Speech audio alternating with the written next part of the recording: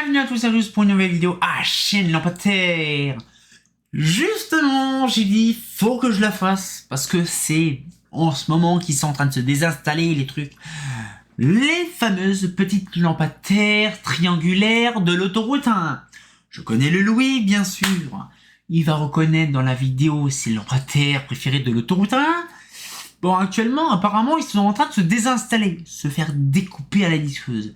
Alors, je vais vous retracer un petit peu les photos que j'ai faites il y a une paire de temps. J'y suis allé me balader une fois, tranquillement, pépouze, là-bas. Il faisait un beau ciel bleu, j'ai profité de faire les photos. Et donc, du coup, j'ai dit, bon, on va parler un peu du sujet. Parce que je vous garantis que c'est un truc assez farfelu. C'est une petite histoire à elle toute seule, et c'est très intéressant. Pour en revenir sur le but du sujet. Alors, l'éclairage de l'autoroute 1, c'est une des plus vieilles portions de l'autoroute, parce qu'elle a été construite à peu près dans les années 50. 57, 58, 59 pour les toutes premières parties. Et donc, du coup, c'est quand même un endroit stratégique. Parce que ça a été commencé dans les années 50 à partir de là-haut, une partie des années 50 en bas. Et c'est se rejoindre au centre. Bref, c'est un détail. Et en fait, le truc, c'est que ces lanternes-là, bon, ça a été installé dans les années 90, c'est pas plus vieux.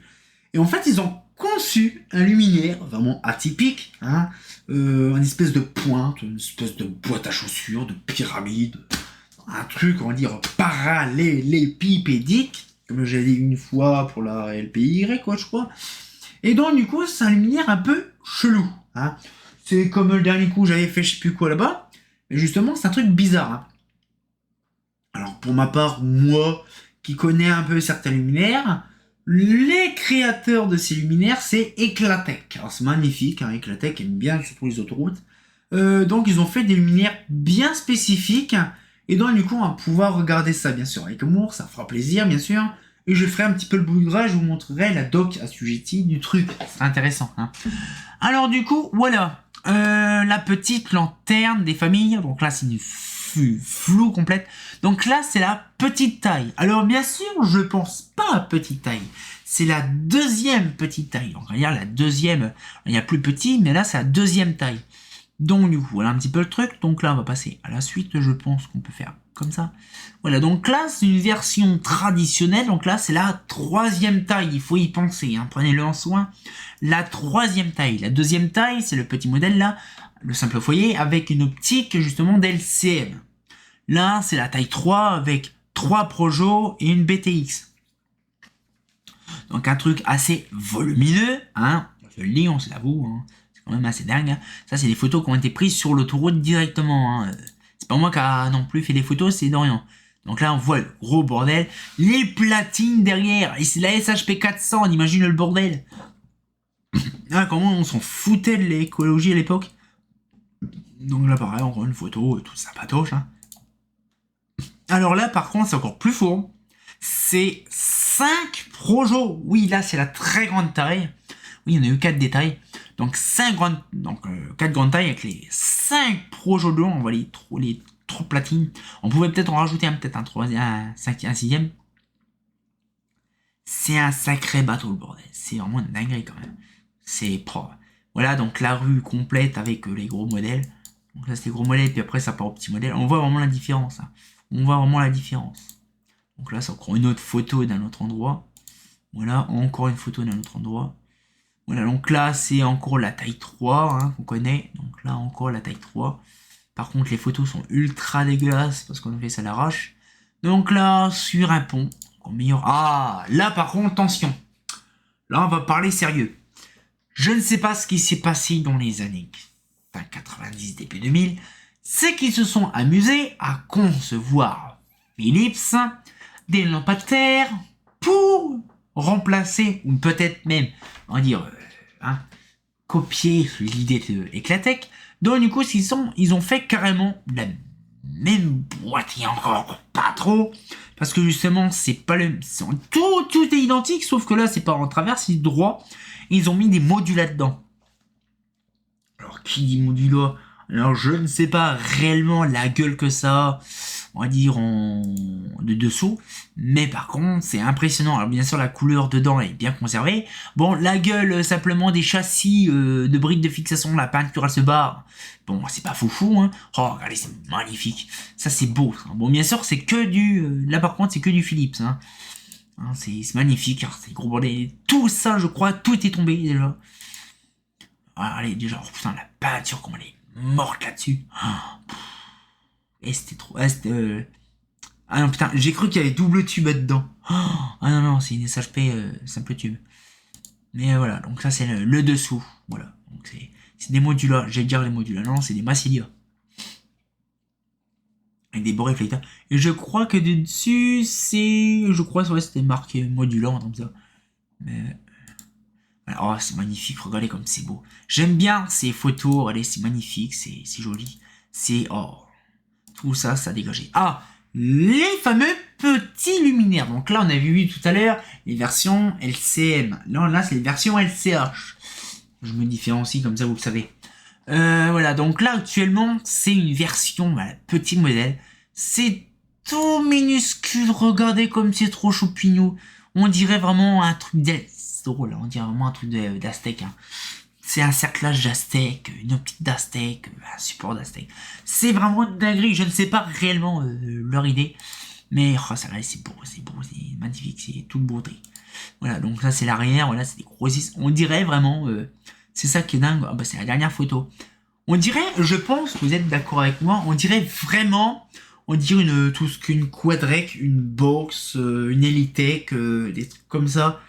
Je ne sais pas réellement ce qu'ils ont eu l'idée de faire ça, mais franchement, ça doit rendre bien. Les petites tailles, je sais pas si vous avez vu, je vais retourner sur la photo d'avant. Pas celle-là, mais celle-là. Il y a des petits carrés sur le côté. Je te ferai le pari qu'à mon avis, à l'intérieur, il y a des lampes fluo compactes dedans qui allumaient.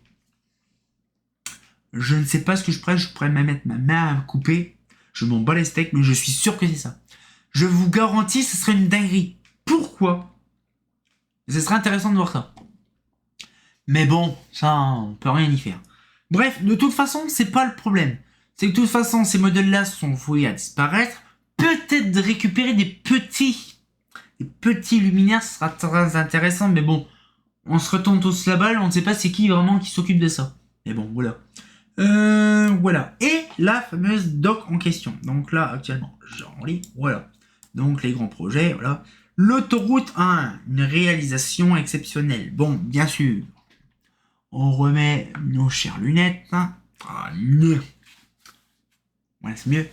Eclatec en mesure de mettre en œuvre un des grands projets qui exigent les moyens d'exception exceptionnel d'éclairage de l'autoroute 1 à l'entrée de l'île et un exemple prestigieux de ce savoir-faire spécifique. À cet endroit, l'autoroute s'étend sur 2 fois 5 voies, soit une largeur totale de 46 mètres et le terre-plein central. Avec le terre-plein, de puissants luminaires installés sur un seul côté apportent un éclairage totalement efficace. Alors déjà, quand on voit le bestiau, déjà c'était monté sur grue déjà, là c'était tout neuf, c'était magnifique. La quantité de câbles, oh le bordel. Ces dispositions unilatérales rend la maintenance beaucoup plus facile. Les mâts de 20 mètres de haut sont disposés tous les 52 mètres. Ils supportent des luminaires conçus pour offrir une intensité maximale à 55 degrés d'inclinaison. Chaque luminaire est constitué de 3 projecteurs et d'un appareil d'éclairage public. Ce grand projet a été réalisé en 93. Ça a déjà 30 ans. Hey. Oui.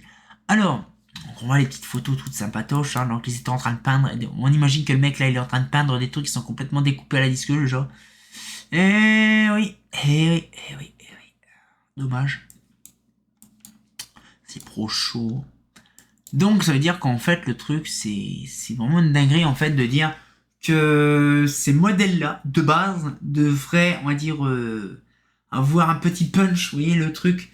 Et non, tout dégage. Bon là, donc la roue tourne. Et bien sûr, ils remplacent rien. Ils mettent pas de l'éclairage LED ni rien. Vas-y, tout dégage. Mais voilà, donc il y a eu une période dont vous imaginez que l'éclairage, les triangles bleus ont 30 ans. Et si imaginez, c'est impressionnant. Ils ont 30 ans, les luminaires. J'arrive pas à y croire. Ici, ils ont 30 ans.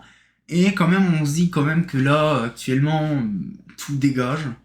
C'est quand même des pans d'histoire sur l'éclairage, peu n'importe que ce soit routier, autoroutier, industriel, quoi.